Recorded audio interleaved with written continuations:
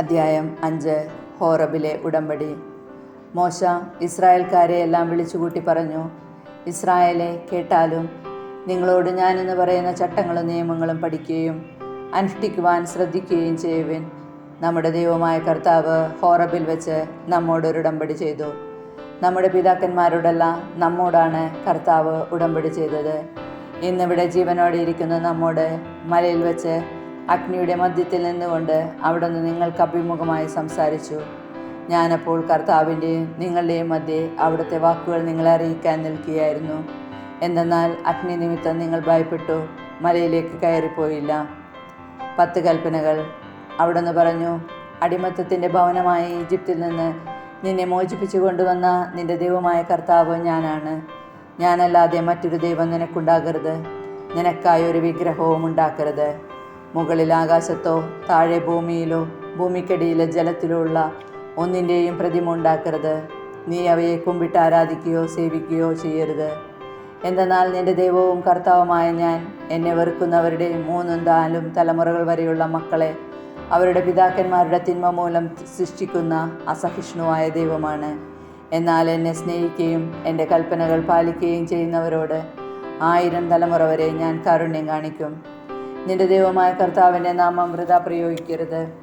തൻ്റെ നാമം വൃഥ ഉപയോഗിക്കുന്നവനെ കർത്താവ് ശിക്ഷിക്കാതെ വിട്ടയക്കുകയില്ല. നിന്റെ ദൈവമായ കർത്താവ് കൽപ്പിച്ചതുപോലെ സാബത്ത് ആചരിക്കുക, വിശുദ്ധമായി കൊണ്ടാടുക. 6 ദിവസം അധ്വാനിക്കുകയും എല്ലാ ജോലികളും നിർവഹിക്കുകയും ചെയ്തു കൊള്ളുക. എന്നാൽ 7-ാം ദിവസം നിന്റെ ദൈവമായ കർത്താവിൻ്റെ സാബത്താണ്. അന്ന് ഒരു ജോലിയും ചെയ്യരുത്. നീയും നിന്റെ മകനോ മകളോ ദാസനോ ദാസിയോ കാളയോ കഴുതയോ മൃഗങ്ങളിലേതെങ്കിലുമോ നിന്റെ പട്ടണത്തിലുള്ള ഒരു പരദേശിയോ ഒരു ജോലിയും ചെയ്യരുത്. നിന്നെപ്പോലെ തന്നെ നിന്റെ ദാസനും ദാസിയും വിശ്രമിക്കട്ടെ. നീ ഈജിപ്തിൽ ദാസനായിരുന്നുവെന്നും നിന്റെ ദൈവമായ കർത്താവ് തൻ്റെ കരുത്തുറ്റ കരം നീട്ടി അവിടുന്ന് നിന്നെ മോചിപ്പിച്ചു കൊണ്ടുവന്നുവെന്നും ഓർമ്മിക്കുക. അതുകൊണ്ട് സാബത്ത് ദിനം ആചരിക്കാൻ അവിടുന്ന് നിന്നോട് കൽപ്പിച്ചിരിക്കുന്നു. നീ ദീർഘനാൾ ജീവിച്ചിരിക്കാനും നിന്റെ ദൈവമായ കർത്താവ് തരുന്ന നാട്ടിൽ നിനക്ക് നന്മയുണ്ടാകാനും വേണ്ടി അവിടുന്ന് കൽപ്പിച്ചിരിക്കുന്നത് പോലെ നിന്റെ പിതാവിനെയും മാതാവിനെയും ബഹുമാനിക്കുക. നീ കൊല്ലരുത്, വ്യഭിചാരം ചെയ്യരുത്, നീ മോഷ്ടിക്കരുത്, അയൽക്കാരനെതിരായി നീ കള്ളസാക്ഷ്യം നൽകരുത്, നിന്റെ അയൽക്കാരൻ്റെ ഭാര്യയെ നീ മോഹിക്കരുത്, അവൻ്റെ ഭവനത്തെയോ വയലിനെയോ ദാസനെയോ ദാസിയെയോ കാളയെയോ കഴുതയോ അവൻ്റെ മറ്റെന്തെങ്കിലുമോ നീ ആഗ്രഹിക്കരുത്. നിയമം മോശ വഴി. ഈ വചനങ്ങൾ കർത്താവ് മലയിൽ മോശയിൽ അഗ്നിയുടെയും മേഘത്തിൻ്റെയും കനത്താന്തകാരത്തിൻ്റെയും മധ്യ നിന്നുകൊണ്ട് അത്യുച്ചത്തിൽ നിങ്ങളുടെ സമൂഹം മുഴുവനോടുമായി അരുളി ചെയ്തു. അവിടുന്ന് ഇതിൽ കൂടുതലൊന്നും പറഞ്ഞില്ല. അവിടുന്ന് 2 കൽപ്പനകളിൽ ഇവയെല്ലാം എഴുതി എന്നെ ഏൽപ്പിച്ചു. പർവ്വതം കത്തിയിരിഞ്ഞുകൊണ്ടിരിക്കെ അന്ധകാരത്തിൻ്റെ മധ്യത്തിൽ നിന്ന് സ്വരം കേട്ട് നിങ്ങൾ എല്ലാ ഗോത്രത്തലവന്മാരും ശ്രേഷ്ഠന്മാരും എൻ്റെ അടുക്കൽ വന്നു. നിങ്ങൾ പറഞ്ഞു, ഇതാ ദൈവമായ കർത്താവ് തൻ്റെ പ്രതാപവും മഹത്വവും ഞങ്ങളെ കാണിച്ചിരിക്കുന്നു. അഗ്നിയുടെ മധ്യത്തിൽ നിന്ന് അവിടുത്തെ സ്വരവും ഞങ്ങൾ കേട്ടു. ദൈവം മനുഷ്യനോട് സംസാരിച്ചിട്ടും അവൻ ജീവനോടുകൂടി തന്നെ ഇരിക്കുന്നത് എന്ന് ഞങ്ങൾ കണ്ടു. ആകയാൽ ഞങ്ങൾ എന്തിനു മരിക്കണം? എന്തെന്നാൽ ഈ വലിയ അഗ്നി ഞങ്ങളെ വിഴുങ്ങും. ഞങ്ങളുടെ ദൈവമായ കർത്താവിൻ്റെ സ്വരം ഇനിയും ശ്രവിച്ചാൽ ഞങ്ങൾ മരിച്ചു പോകും. എന്തെന്നാൽ അഗ്നിയുടെ മധ്യത്തിൽ നിന്ന് സംസാരിക്കുന്ന ജീവനുള്ള ദൈവത്തിൻ്റെ ശബ്ദം കേട്ടിട്ടും ജീവിച്ചിരിക്കുന്ന ഞങ്ങളെപ്പോലെയുള്ള മർത്യർ വേറെ ആരുള്ളൂ? നീ അടുത്തുപോയി നമ്മുടെ ദൈവമായ കർത്താവ് പറയുന്നതെല്ലാം കേൾക്കുക. അവിടുന്ന് നിന്നോട് പറയുന്നതെല്ലാം ഞങ്ങളോട് വന്ന് പറയുക. ഞങ്ങൾ അവയെല്ലാം കേട്ടനുസരിച്ചു കൊള്ളാം. നിങ്ങൾ എന്നോട് സംസാരിച്ചത് കേട്ടിട്ട് കർത്താവ് എന്നോട് അരുൾ ചെയ്തു, നിന്നോട് ഈ ജനം പറഞ്ഞത് ഞാൻ കേട്ടു. അവർ പറഞ്ഞതെല്ലാം നന്നായിരിക്കുന്നു. എന്നും എന്നെ ഭയപ്പെടാനും എൻ്റെ കൽപ്പനകൾ പാലിക്കുന്നത് വഴി അവർക്കും അവരുടെ സന്തതികൾക്കും എന്നും എന്നേക്കും നന്മയുണ്ടാകാനുമായി ഇതുപോലെ സന്നദ്ധതയുള്ള ഒരു മനസ്സ് അവർക്കെന്നും ഉണ്ടായിരുന്നെങ്കിൽ കൂടാരങ്ങളിലേക്ക് മടങ്ങിപ്പോകാൻ അവരോട് പറയുക. നീ ഇവിടെ എൻ്റെ കൂടെ നിൽക്കുക. ഞാൻ അവകാശമായി നൽകുന്ന സ്ഥലത്ത് ചെല്ലുമ്പോൾ അവർ അനുഷ്ഠിക്കേണ്ട എല്ലാ നിയമങ്ങളും കൽപ്പനകളും ചട്ടങ്ങളും അവരെ പഠിപ്പിക്കാൻ ഞാൻ നിനക്ക് പറഞ്ഞു തരാം. ആകയാൽ നിങ്ങളുടെ ദൈവമായ കർത്താവ് നിങ്ങളോട് കൽപ്പിച്ചതുപോലെ പ്രവർത്തിക്കാൻ നിങ്ങൾ ശ്രദ്ധാലുക്കളായിരിക്കണം. നിങ്ങൾ ഇടം വലം വ്യതിചലിക്കരുത്. നിങ്ങൾ ജീവിച്ചിരിക്കാനും നിങ്ങൾക്ക് നന്മയുണ്ടാകാനും നിങ്ങൾ കൈവശമാക്കുന്ന ദേശത്ത് ദീർഘനാൾ വസിക്കാനും വേണ്ടി നിങ്ങളുടെ ദൈവമായ കർത്താവ് കൽപ്പിച്ചിട്ടുള്ള മാർഗത്തിലൂടെ ചരിക്കണം. നിയമാവർത്തന പുസ്തകത്തിൽ നിന്ന് അദ്ധ്യായം 6. സുപ്രധാനമായ കൽപ്പന. നിങ്ങൾ അവകാശമാകാൻ പോകുന്ന ദേശത്ത് അനുഷ്ഠിക്കേണ്ടതിന് നിങ്ങളെ പഠിപ്പിക്കാൻ നിങ്ങളുടെ ദൈവമായ കർത്താവ് എന്നോട് ആജ്ഞാപിച്ച കൽപ്പനകളും ചട്ടങ്ങളും നിയമങ്ങളും ഇവയാണ്. നിങ്ങളും നിങ്ങളുടെ മക്കളും മക്കളുടെ മക്കളും ഞാൻ ഇന്ന് നൽകുന്ന ദൈവമായ കർത്താവിൻ്റെ ചട്ടങ്ങളും പ്രമാണങ്ങളും അനുസരിച്ച് ജീവിതകാലം മുഴുവൻ അവിടുത്തെ ഭയപ്പെടുന്നതിനും നിങ്ങൾക്ക് ദീർഘായുസ്സുണ്ടാകുന്നതിനും വേണ്ടിയാണ് ഇവ. ആകയാൽ ഇസ്രായേലേ, കേൾക്കുക. നിങ്ങൾക്ക് നന്മയുണ്ടാകാനും നിങ്ങളുടെ പിതാക്കന്മാരുടെ ദൈവമായ കർത്താവ് വാഗ്ദാനം ചെയ്തതുപോലെ തേനും പാലും ഒഴുകുന്ന നാട്ടിൽ നിങ്ങൾ ധാരാളമായി വർദ്ധിക്കാനും വേണ്ടി ഇവ അനുഷ്ഠിക്കാൻ ശ്രദ്ധിക്കുവിൻ. ഇസ്രായേലേ, കേൾക്കുക. നമ്മുടെ ദൈവമായ കർത്താവ് ഒരേ ഒരു കർത്താവാണ്. നിങ്ങളുടെ ദൈവമായ കർത്താവിനെ പൂർണ്ണ ഹൃദയത്തോടും പൂർണ്ണ ആത്മാവോടും പൂർണ്ണ ശക്തിയോടും കൂടെ സ്നേഹിക്കണം. ഞാനിന്ന് കൽപ്പിക്കുന്ന ഈ വചനങ്ങൾ നിങ്ങളുടെ ഹൃദയത്തിലുണ്ടാകണം. ജാഗരൂകതയോടെ അവ നിങ്ങളുടെ മക്കളെ പഠിപ്പിക്കണം. വീട്ടിലായിരിക്കുമ്പോഴും യാത്ര ചെയ്യുമ്പോഴും കിടക്കുമ്പോഴും എഴുന്നേൽക്കുമ്പോഴും അവയെപ്പറ്റി സംസാരിക്കണം. അവ കയ്യിൽ ഒരടയാളമായും നെറ്റിത്തട്ടത്തിൽ പട്ടമായും അണിയണം. അവ നിങ്ങളുടെ വീടിൻ്റെ കട്ടിളക്കാലിന്മേലും പടിവാതിൽമേലും എഴുതണം.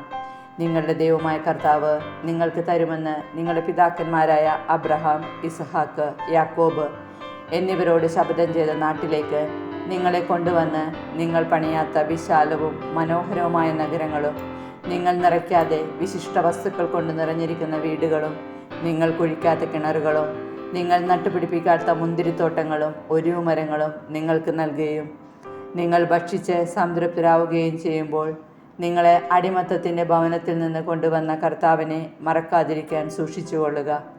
നിങ്ങളുടെ ദൈവമായ കർത്താവിനെ ഭയപ്പെടുകയും അവിടുത്തെ സേവിക്കുകയും ചെയ്യണം. അവിടുത്തെ നാമത്തിൽ മാത്രമേ സത്യം ചെയ്യാവൂ. നിങ്ങളുടെ ചുറ്റുമുള്ള ജനതകൾ സേവിക്കുന്ന അന്യദേവന്മാരെ നിങ്ങൾ സേവിക്കരുത്. സേവിച്ചാൽ അവിടുത്തെ കോപം നിങ്ങൾക്കെതിരായി ജ്വലിക്കുകയും നിങ്ങളെ ഭൂമുഖത്ത് നിന്ന് നശിപ്പിച്ചു കളയുകയും ചെയ്യും. എന്തെന്നാൽ നിങ്ങളുടെ മധ്യ വസിക്കുന്ന നിങ്ങളുടെ ദൈവമായ കർത്താവ് അസഹിഷ്ണുവായ ദൈവമാണ്. മാസായിൽ വെച്ച് നിങ്ങൾ ചെയ്തതുപോലെ നിങ്ങളുടെ ദൈവമായ കർത്താവിനെ പരീക്ഷിക്കരുത്. നിങ്ങളുടെ ദൈവമായ കർത്താവ് നൽകിയിട്ടുള്ള കൽപ്പനകളും ചട്ടങ്ങളും ജാഗരൂകതയോടെ പാലിക്കണം.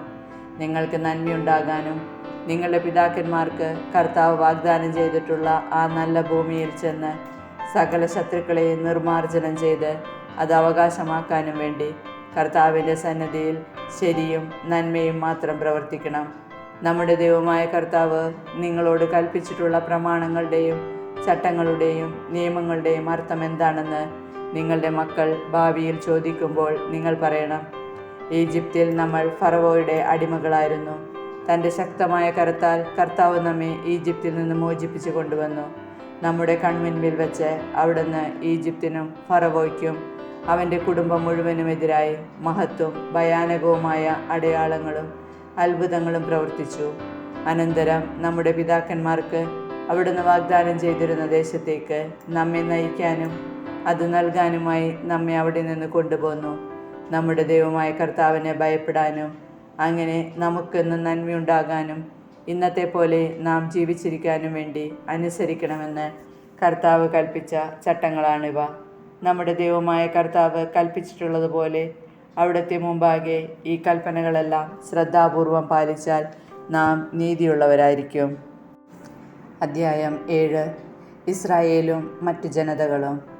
നിങ്ങൾ ചെന്ന് കൈവശമാക്കാൻ പോകുന്ന ദേശത്തേക്ക് നിങ്ങളുടെ ദൈവമായ കർത്താവ് നിങ്ങളെ കൊണ്ടുപോവുകയും അനേകം ജനതകളെ നിങ്ങളെക്കാൾ സംഖ്യാബലവും ശക്തിയുമുള്ള ഹിത്യർ, ഗിർഗാഷ്യർ, അമോര്യർ, കാനാന്യർ, പെരീസ്യർ, ഹിവ്യർ, ജെബൂസിയർ എന്നീ 7 ജനതകളെ നിങ്ങളുടെ മുൻപിൽ നിന്ന് ഓടിക്കുകയും അവരെ നിങ്ങൾക്ക് ഏൽപ്പിച്ചു തരികയും ചെയ്യുമ്പോൾ അവരെ പരാജയപ്പെടുത്തുകയും നിശേഷം നശിപ്പിക്കുകയും ചെയ്യണം.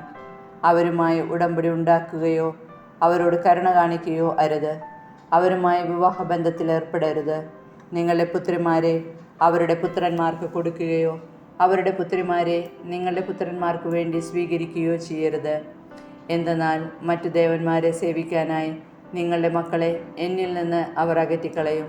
അപ്പോൾ കർത്താവിൻ്റെ കോപം നിങ്ങൾക്കെതിരെ ജ്വലിക്കുകയും നിങ്ങളെ വേഗം നശിപ്പിക്കുകയും ചെയ്യും. ഇപ്രകാരമാണ് നിങ്ങൾ അവരോട് ചെയ്യേണ്ടത്: അവരുടെ ബലിപീഠങ്ങൾ നശിപ്പിക്കണം, സ്തംഭങ്ങൾ തകർക്കണം, അക്ഷേര ദേവതയുടെ സ്തൂപങ്ങൾ വെട്ടിവീഴ്ത്തണം, വിഗ്രഹങ്ങൾ തീയിൽ ചുട്ടിരിക്കണം. നിങ്ങളുടെ ദൈവമായ കർത്താവിന് നിങ്ങൾ വിശുദ്ധ ജനമാണ്.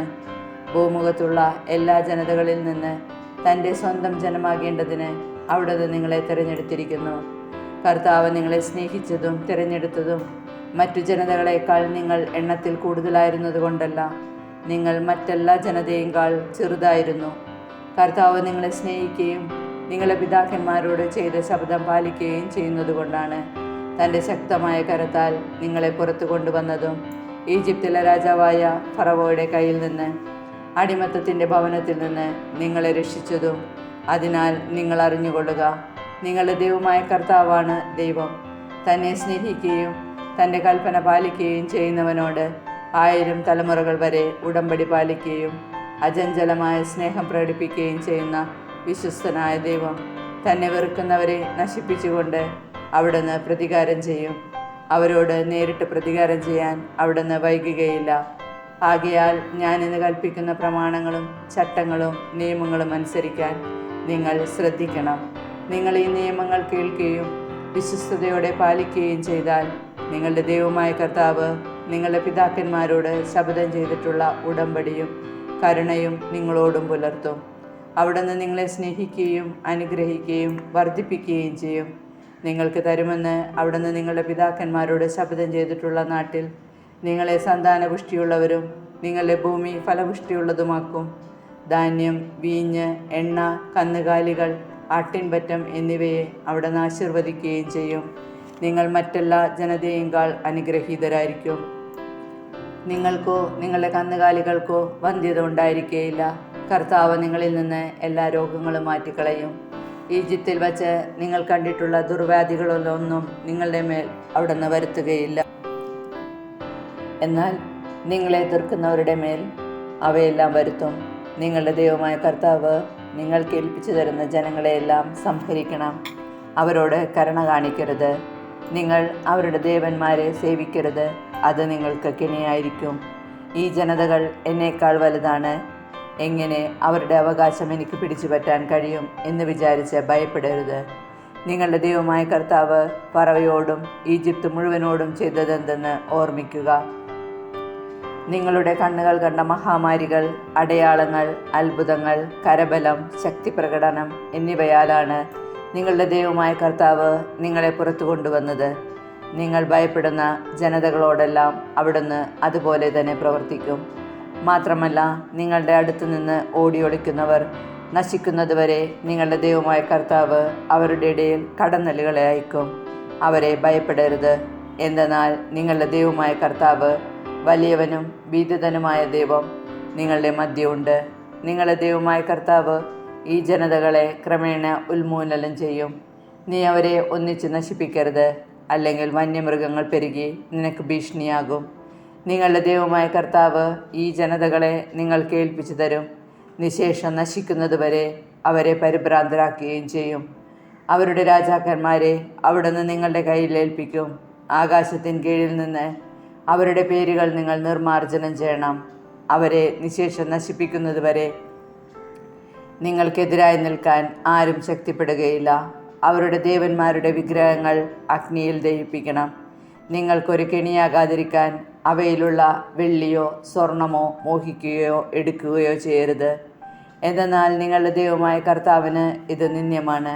വിഗ്രഹത്തെ പോലെ നിങ്ങളും ശാപഗ്രസ്തരാകാതിരിക്കാൻ നിന്ദ്യമായ ഒരു വസ്തുവും വീട്ടിലേക്ക് കൊണ്ടുവരരുത്. അതിനെ നിശേഷം വെറുക്കുകയും ഉപേക്ഷിക്കുകയും ചെയ്യണം. എന്തെന്നാൽ അത് ശാപഗ്രസ്തമാണ്. അധ്യായം 8. പ്രലോഭനങ്ങൾ.